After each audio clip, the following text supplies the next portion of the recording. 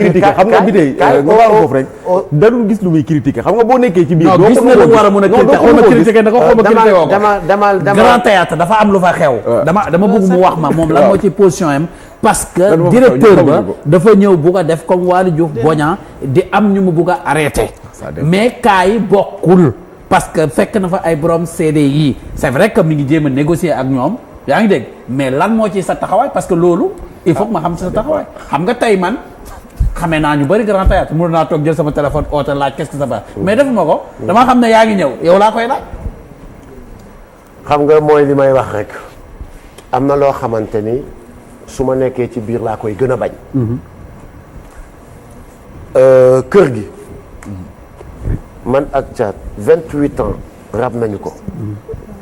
est-ce que tu sais que ni il nous a ma Thiat musuñu déggoo ci lu bëree bëri. lu bëree bëri musuñ ci déggoo mais est-ce que waa mbedd mi xam nañ ko.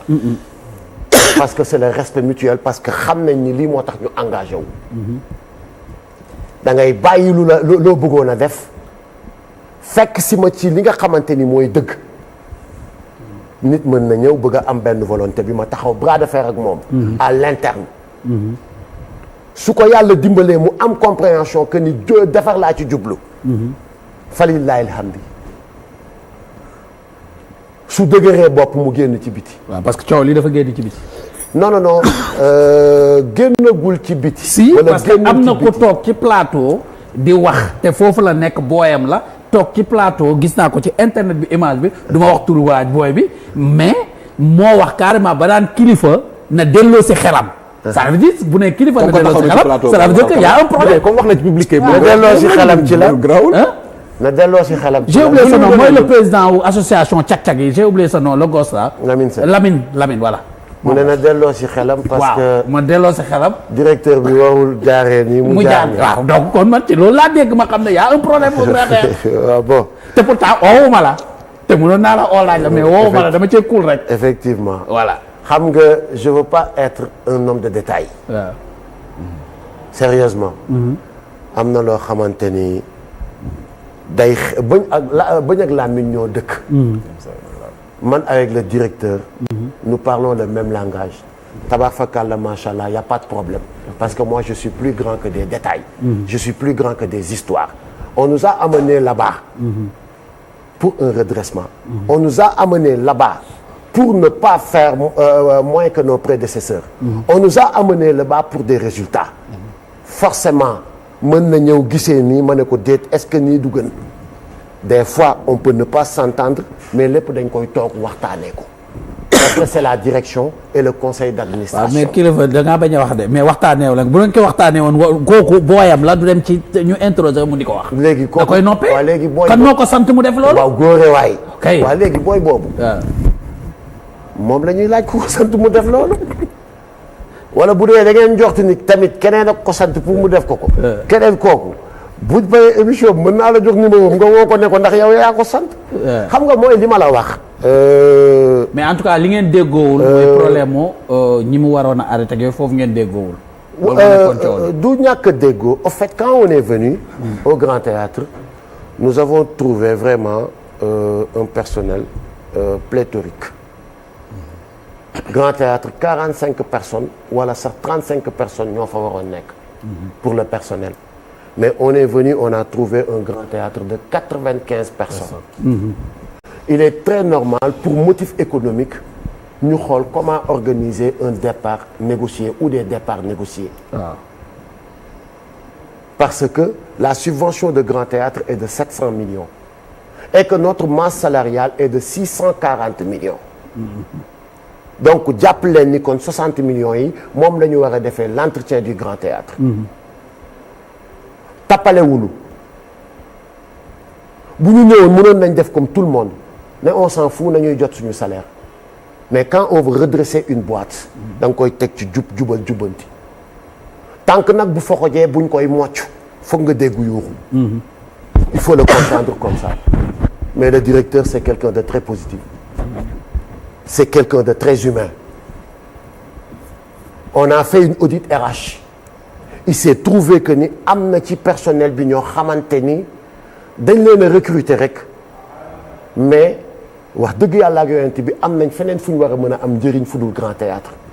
recrutement politique la. recrutement politique mais ñun bi ñu ñëwee dañu ne on va faire des départs négociés mais départ négocié bi lépp ñu jaarale ko ci yoon. accepté nañ. boobu bi ñëw il est question nag am na ñoo xamante ni ils ont dit qu'ils veulent continuer leur collaboration avec Grand Théâtre am na ñoo xamante ni nee nañ somme yi ñu leen proposé arrangé wu leen. c'est juste ça amul benn problème amul benn coow c'est juste ça. Ah, d'autres aussi parlent de licenciement politique. non nañu boo leen fa jëlee ñeneen itam ñoo xam te ne dañu. non man de je garantis ici que tant que maa ngi nekk Grand Théâtre à moins que ñu jëlee ma fa et anyway mais tant que maa ngi fay nekk kenn du teg kenn injustice ça je l'ai dit on va pas diminuer pour encore indi ay nit never. mais li ñuy jaaxal. en tout cas pas ci suba pas ci man. kilifa ci côté boobu li ñuy jaaxal. te le directeur n'a pas cette intention. il faut le dire quoi. non man amul intention wu dàq directeur ba indi. il est bien man xam naa ko il est bien yow tu es bien c'est-à-dire li ma métti mooy même bu fekkee déggoowu leen lan moo tax kooku di génn di ko wax ci mbedd mi parce que mënoon na leen bàyyi ngeen régler le problème en interne c'est-à-dire loolu moo ma jaaxal quoi le fait que mu génn wax ko je me dis kan moo ko yónni muy génn di wax loolu parce que nit ak nit bu ñu nekkee ci benn boîte mun nañ ñàkk déggoo te man xam naa la moom xam naa ko xam naa ne kenn ku ci nekk amoo benn problème loolu xam naa parce que Grand Théâtre nag dafa bokk ci bërëb yi nga xam ne man sama doom la. une grande institution pour la culture. voilà donc hyper importante pour la culture. léegi même avant ngay kon ne ma nuyu sama copain sama copain Aliou Sow. moom mi nga xam ne non du ma la wax dara tey Aliou maa ngi lay nuyu. maa ngi nuyu man kay wér nañ ma bu waaw maa ngi lay nuyu. kan moo la weer. ku la weer waaw d'accord kon nuyu naa la. sant bu baax a baax je vais pas vous interrompre ci seen élan bu baax bi. effectivement il y a une séance d'explication. di leen sant bu baax a baax kontaan nekk ak yow encore une fois di tey ci plateau bi. di nuyu bu baax a baax a baax Awa Condé madame Mbacké di ko ziar bu wér et puis notre déesse nationale. maam xare Diène Fall di ko nuyu bu baax ak le grand Issa Tine di leen ziar di ziar aussi Mbethio Ndiour. Aliou Sow kii nee na nga wax ci kaw nga yëkkati sa baat. Charles sa xarit. nee na nga yëkkati sa baat. tey gis nañu jàkkaarloo léegi ay rasta la jël. waaw nee na daf ko jàpp nag. ça lui va pas du tout. non rasta. waaw continuer nee na nga wax ci kaw rek. pas du tout tekkul dara. waaw d'accord léegi continuer. waaw moom mu xam la jëm. waaw Mbethio Ndiour maa ngi lay ziar bu wér est-ce que Aliou nee nga ne bëggoo dagg suñu élan bi da ngay gaaw nuyoo joxaat ñu. maa xarit moo naan rasta ak ndel moo dàq. am problème bu ko mais man sama ndel bi bu ñu doon voté nañu xam ne moo dàq rasta yi mais waa Pastef bu ñu voté. waaw Pastef moom dañuy nañu may naa leen abstention. yow waa Pastef say doom bàjjan lay. leen ziar c'est un plaisir d'être avec vous. leen ziar bu baax di juste à maman qui est Alport bi que je l'aime très fort. voilà et puis mes filles aussi. voilà sant leen bu baax a baax a baax. gis naa ni kilifa dafa gën a kii dafa gën a leer. macha allah macha allah et puis barbe dafa. ça veut dire barbe ça veut dire. non ku ayewal sa moom. kuy xalam di sa jaay. ku xalam di sa jaay. macha allah seen explication yi li muy def nii baax na trop am na solo trop te après xam naa dinaa ci jox tuuti sama xalaat. incha allah d'accord. côté Grand Théâtre bi mu doon wax ak bilan bi parce que. waaw le temps que ñuy jël. li mu doon wax si Grand Théâtre dafa ma ñor parce que yaa ngi wax waxu subvention. après nga wax waxu salaire. mu jaaxal ma parce que yaakaar naa 60 nga wax ne mooy nekk déjà différence bi. mais Grand Théâtre dañ koy louer. Ouais. pour ay événements ak yooyu. effectivement kon lan lay liggéey finalement man bu ma déggee bon j'ai pas compris. xëy na rek xëy na ñiy seetaan comprendre dañoo mën comprendre. d'accord lan la Grand Théâtre kon lan la ñuy liggéey bu fekkee dañ leen di subventionner. le Grand Théâtre à 75% de sa mission. C'est dans la production. La location dafa war a nekk bu Grand Théâtre du Chaumet. Le Grand Théâtre on doit amener là-bas du contenu.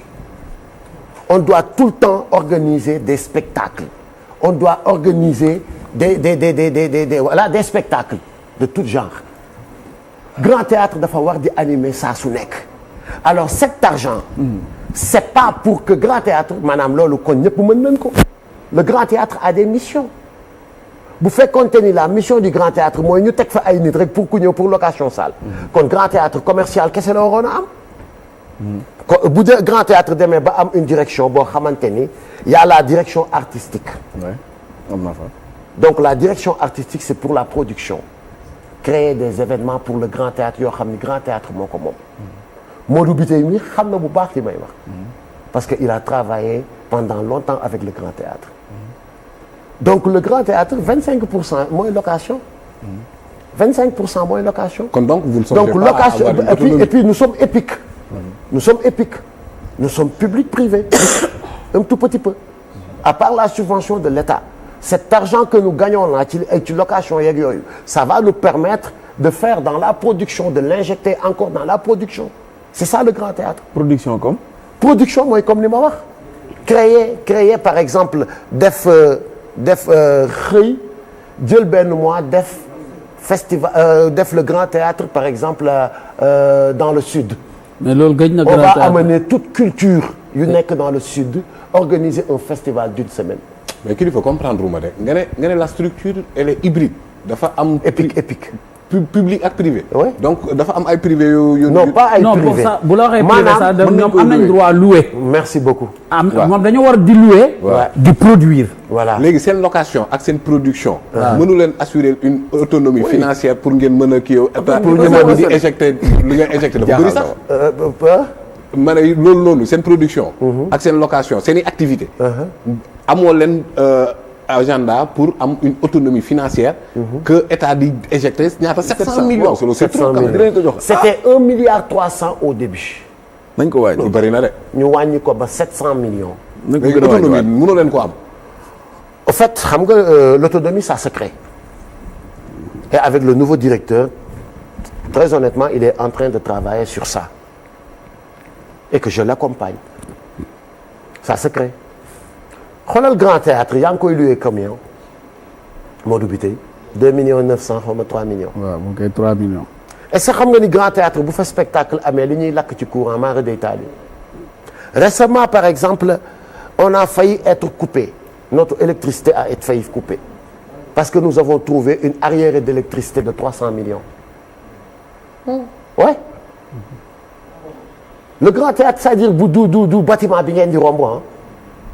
oui du bâtiment bi ngeen di romb ni spectacle non bu spectacle amee mën nañu lakk maanaam mën nañu lakk pendant 48 heures mën nañ ci lakk courant xaalis bu bëree bare. donc jàppal ni tamit location boobu moo koy supporter 60 millions ne peut pas entretenir le grand théâtre ci entretien au grand théâtre. donc jàppal kiyal yooyu yëpp quoi. mais ba pare nga bëgg a def dans la production. production yi lan la. ak fan lay daw. am nañ non on ne te dit pas des productions yuy daw fenn. pas production yuy daw de. waaw c'est des productions le grand théâtrales par théâtre exemple doit organiser ses propres événements.